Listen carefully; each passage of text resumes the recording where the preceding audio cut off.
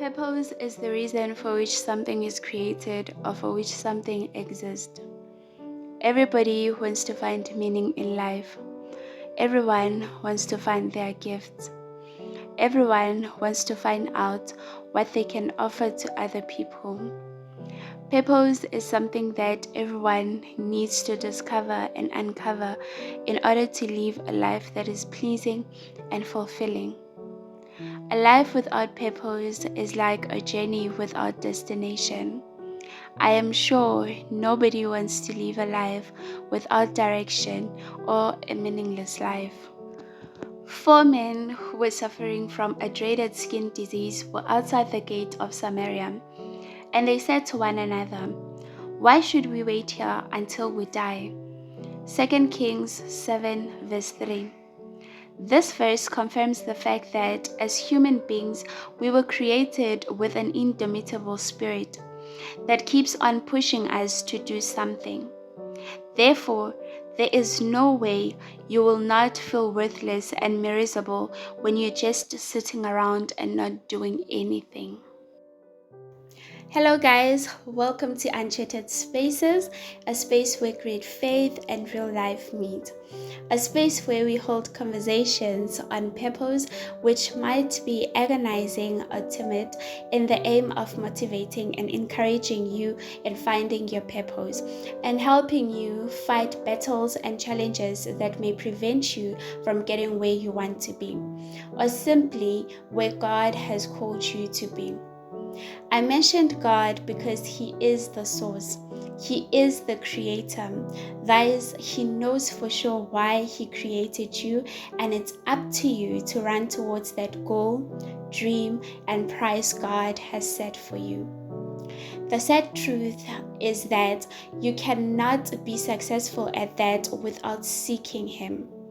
I haven't figured it all out, but by the help of the Holy Spirit, I know for sure I can help in some way. We are all here to learn and practice what we know. As it is emphasized in Hosea, all my people perish because of lack of knowledge.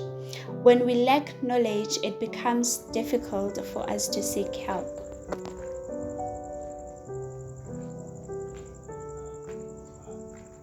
Hi guys, welcome to Uncharted Spaces, a space where great faith and real life meet. A space where we have conversations on purpose, which might be agonizing or timid, but it is all in the aim of motivating you guys. One thing about purpose, you guys, it's not easy. It is literally not easy. It's very hard. Even after you found your purpose, you still have to work, which means like you haven't got it all because you still have to work, and working is not easy. It's not hard, especially when you have to reach your fullest potential in whatever you have to do, which is very important to always evaluate your progress, to always look back and find out, OT, am I still going in the right direction? Am I still doing what I said I wanted to do in the beginning? Did I not go off track? Did I do the things that I said I wanted to achieve at this particular time? Most people even skip this process, or they skip this part of their journey where they have to like look back and evaluate on their work, because this is like serves as a motivation. I mean, evaluation is just like looking back at what you did or where you began, and just like finding out if you did what you said you wanted to do, or you're still going in the right path, which is something that I just realized recently. Evaluation is very important. Number one, because I get to like get remotivated. I was literally forced to go back to my goals. I was forced to go back to what I said I wanted to achieve this year, what I wrote down in January, because I was going through a situation where I was like, I'm giving up. I'm like literally not doing this anymore, because right now I'm feeling this type of way and I want to take this route. I feel like I want to take this route, but God was like, child, go back to your vision board. go back to your goals and see if you take this path, is it going to lead you to where you really want to be, or where you plan to be this year. And I had to go through that. Oh guys, it is not easy. Like, even in this whole process of finding your purpose or getting it right, child, it is not easy. Like, it is not easy, because during the whole process, you literally have to let go of certain things. You have to take certain decisions in order for you to go and get to where you really want to be. That's why I really think, Uti, it is really important for us to evaluate our progress, because it tracks our progress as to what we should fix, what we should change, and what it makes us aware of our surrounding as to, this is going to be helpful for you, this is not going to be helpful for you. Hence, you get the chance to eliminate what is not helpful for you. Number two, it motivates us. Like, it literally motivates us to keep on going, because that was our initial plan. So we can't do with another plan right now just because we feel this way. That's our initial plan. Number two, it ignites, it discipline, guys, because once you know where you're going, it's easier for you to do away with other things, to not be distracted, to not fall short, to not procrastinate, because now you know where you're going and you're determined, and therefore you will be disciplined into doing the right thing. Guys, so for the past few weeks, it has been like a roller coaster for me. My life has been like literally a roller coaster, because what do you mean? Like, what do you mean? I went through all of that, and I had to take so many decisions. Okay, maybe one important, but there were so many decisions that I had to take for the past few weeks. Yo guys, my life, I'm telling you, you cannot tell me otherwise. God does not exist, because what? What? I must say that life has not been sweet. It hasn't been fun. It hasn't been like exciting, because I had to take decisions that I really didn't feel like taking, or I really didn't want to take, because it's like decisions from like not going out with my friends. I mean, like, that's hectic, guys. But anyways, I had to decisions, like life-changing decisions, like surrendering my life to God. That one was the main one. Like, submitting my life to God, submitting my mind to God, submitting my feelings to God, submitting what I really wanted to God, and surrendering and humbling myself to a point where I'm like, okay, God, let your will be done, and I'm literally going to do whatever you want me to do at this point, because I don't want to see myself doing things or taking decisions, and then along the way I am just like stuck. I don't know what to do, or like I don't have the strength to sustain me, because at the end of the day, if I do my will, I know that's definitely what's going to happen. Like, at the end of the day, like, ain't no way. When he says that I'll never leave you nor forsake you, he really means it.